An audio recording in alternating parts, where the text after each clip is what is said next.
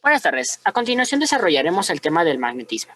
La presentación que a continuación verá fue desarrollada por Escamilla Camacho Juan Rubén y Villegas Vicenteno Cristian Israel para la unidad de aprendizaje denominada Física para la Ingeniería Bioquímica.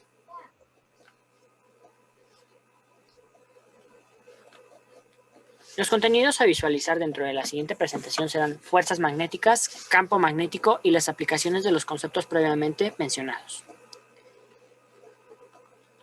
Iniciaremos desarrollando el concepto de la fuerza magnética.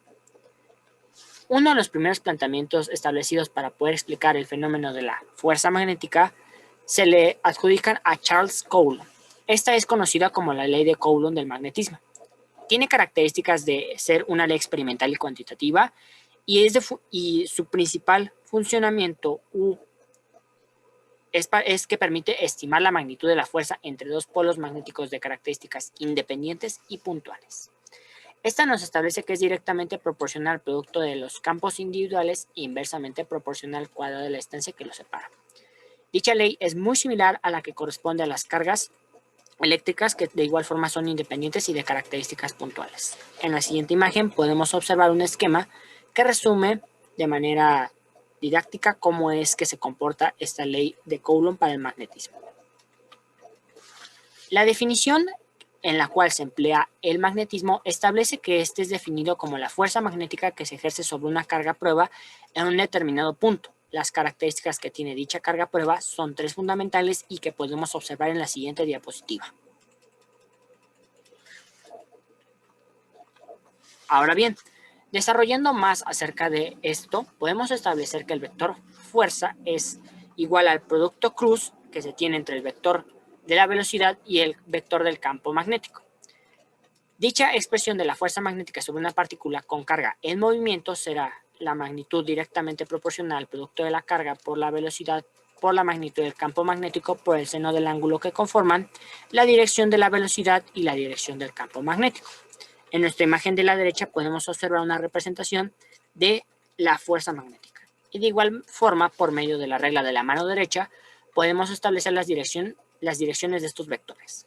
Ahora bien, la fuerza máxima se obtendrá cuando el ángulo sea igual a 90 grados. Esto nos quiere indicar que el movimiento de la partícula es perpendicular a la del campo magnético. Por el caso contrario, cuando la fuerza sea igual a 0, tendremos que el ángulo será igual a 0 grados o será igual a 180 grados. Esto indica que la partícula se mueve en la dirección del campo magnético u opuesta a la dirección del campo. El segundo concepto a poder desarrollar es el campo magnético. Este corresponde a un campo vectorial, el cual, de manera gráfica, es representado por flechas que nos permiten poder establecer la orientación de este último. La literal empleada para poder representarlo es la B mayúscula. Si se le coloca la flecha por encima de esta literal, corresponderá al vector y si se omite, corresponderá a su magnitud. Ahora bien, dentro de esta diapositiva podemos observar las tres características fundamentales del campo magnético.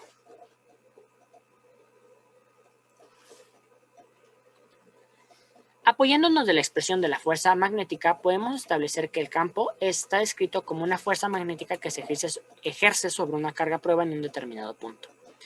La magnitud será igual al cociente de la fuerza, la magnitud de la fuerza magnética entre el producto de la carga por la velocidad que experimenta esta última por el seno del ángulo que conforma el vector velocidad y campo.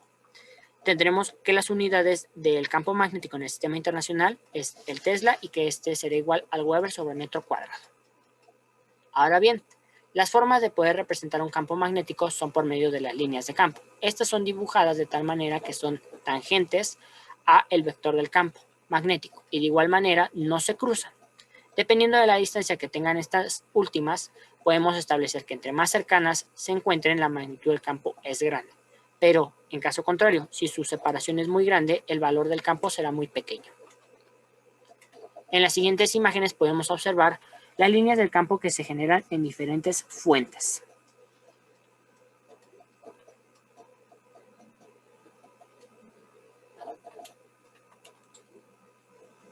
En la imagen que observamos a continuación podemos establecer las líneas del campo o la dirección que tienen las líneas del campo en un imán, de tal manera que surgen del polo norte y se dirigen hacia el polo sur. Por medio de las brújulas podemos orientar el campo magnético y poder establecer la dirección que toma este último.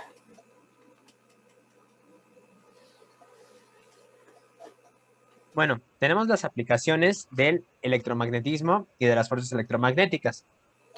Como primer punto vamos a tocar, por ejemplo, los motores eléctricos. Estos motores eléctricos rotan debido a la corriente eléctrica.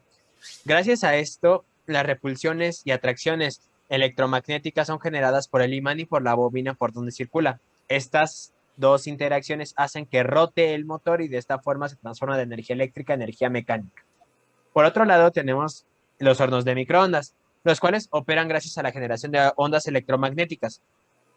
Y dichas ondas se encargan de hacer girar los dipolos de las partículas o de las moléculas que se tiene de los alimentos, por ejemplo, y estas van a tratar de alinearse al campo magnético de las mismas ondas, haciendo que giren a una gran velocidad y por ende se calienten. Tenemos, por ejemplo, el espectrómetro de masas, el cual determina la composición de distintos compuestos químicos a partir de la separación magnética de los átomos por medio de la ionización de los mismos. Los osciloscopios representan gráficamente las señales eléctricas y estas pulsaciones o estas señales eléctricas se ven representadas en la pantalla que podemos ver en pantalla y graficadas en un plano cartesiano. Esto es por las tensiones provenientes de la señal eléctrica de la fuente. Y finalmente tenemos las tarjetas magnéticas, las cuales tienen información encriptada en una banda que está polarizada y que no cualquier lector puede desencriptar. Se requiere de una polaridad específica para poder desencriptar y poder tener acceso a esta información de manera segura.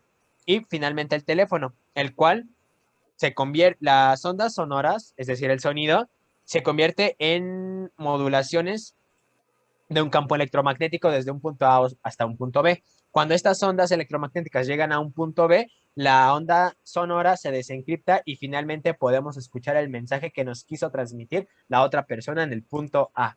Y estas serían algunas de las aplicaciones del electromagnetismo en distintos objetos que tenemos en la vida cotidiana y también nos sirve para innovar en un futuro a las tecnologías. Con ello podemos concluir la siguiente presentación, no sin antes agradecer la atención prestada y, sin más que decir, muy buenas tardes y hasta luego.